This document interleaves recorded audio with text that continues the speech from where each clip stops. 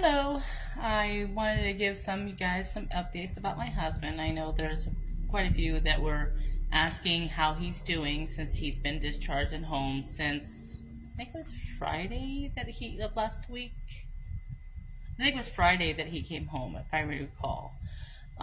So since he's been home, he's had a little bit of rough patches, trying to get control of his breathing and everything because he only had the 5 liter machine, and he needed to get the higher up for at least between 5 and 10 liters instead. And so he just barely got that. Finally changed over 2 days ago. They came out and replaced his machine so that now he's up to 6 liters, and so that's helping some.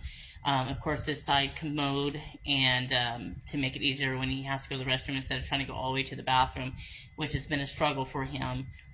He still ends up having a hard time breathing. And plus, for some reason lately, he's been having a hard time even be able to hold it in time to make it to the bathroom. So he's got that side commode. Sorry, I have this pimple that's been driving me nuts for the past 12 days. So sorry if I keep doing this because it's irritating me. But anyhow, I'll get back on track what I was talking about. So anyhow, so he's got that side commode so that in case he has to do the number 2, he's able to get to it in time. And of course, he has this little urinal to go number 1. As far as showers goes, unfortunately, we don't have a walk-in shower, but hopefully once we get our own a house of our own, I will be making sure that we have a walk-in shower. So in the meantime, I have to give him bedside sponge bath, basically.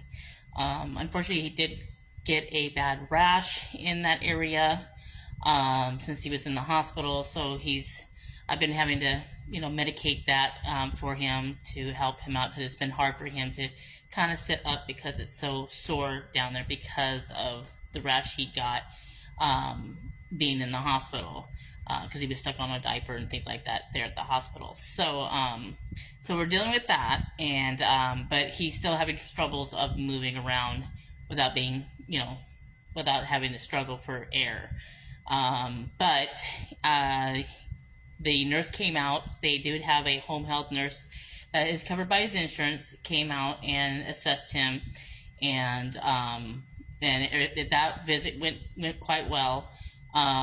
However, he did have a physical therapist that came out today.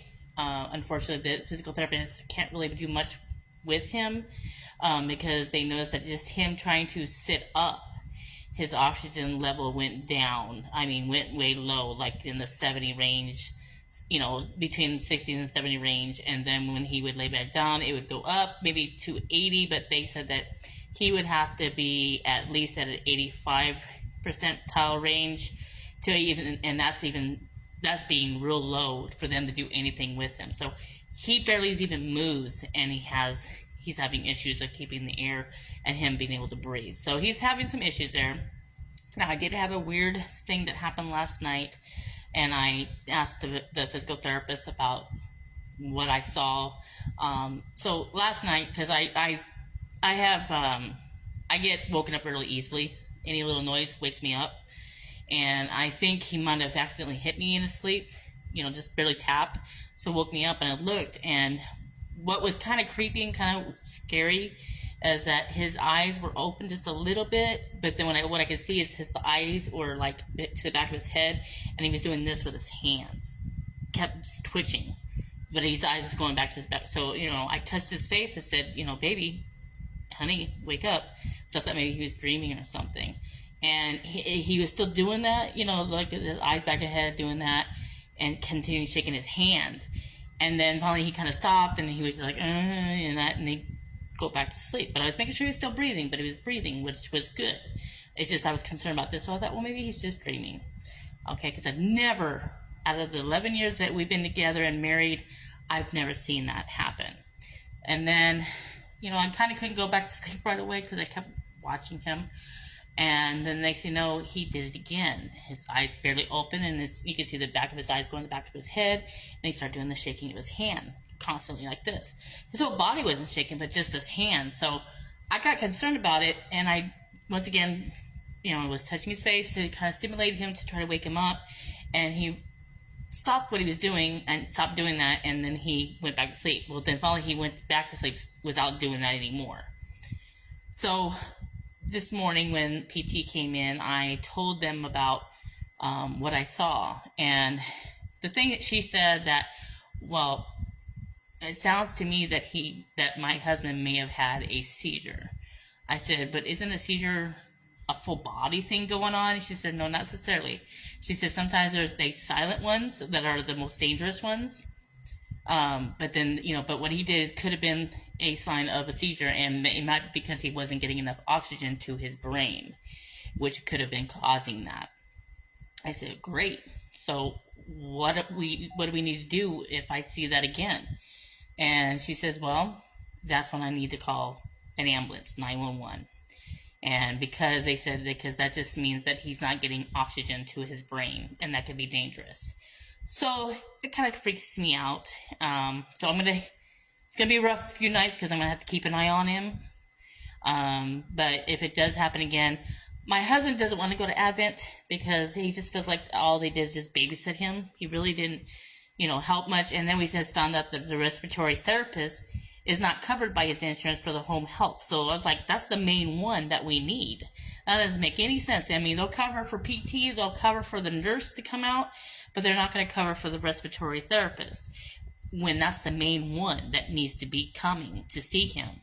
So we ordered, which thank goodness for his uncle, helped us out. We ordered the little finger thing to be able to check his oxygen, so that way if I see him, something like unusual like that, I can real quick put that thing on his finger and see where his oxygen level is. And if it drops down too low, then I know that I need to get him to the hospital. Now he just says that because if he calls 911 here, the ambulance will just take him straight to Advent, and he wants to go to the hospital that he trusts mostly, and it's Scott and White in Temple. It's about an hour away, but he knows that the ambulance will not take him there, and he feels more comfortable at Scott and White because, one, that's where we do most of our stuff is through Scott and White, and he feels more comfortable being at that hospital. So he basically says if that happens, he'd rather have me take him instead of ambulance. So it's just something that we got to work out and see what we can do. But in the light of things, he's doing well. I know that, when I take my daughter to her doctor's appointment, we're going to have someone at least check on him. Where we here at the motel, I have someone that will check on him when we're gone, when both of us are gone, so that way to make sure that he's doing okay. Because we don't want to leave him by himself because anything can happen at this point. So we just still need to get that prayers for him. He's still in good spirits. It's just that his mobility is very slim to none, so it's making it very hard. We're hoping that maybe, if the weather gets cooler, if we can get him to come out in his wheelchair and maybe push him around, or if we can finally get his scooter approved, and that's another thing that we're waiting on, then maybe he can get him out to, even if it makes you do donuts out there in the parking lot, whatever, when it's cooler outside, at least get him some fresh air. But right now it's just, he barely even if he rolls over on his side, he's struggling. So we still need, all you prayer warriors out there to keep your thoughts and prayers for my husband. And we're not out of the woodworks yet, but we're hoping that we get him better. All right? But I just want to give you guys an update because I know it's been a while since I've updated since he's been home. It's just that I've been going through so much going on between work and trying to, make ends meet and take care of him and also take care of my daughter. So it's been a trying week.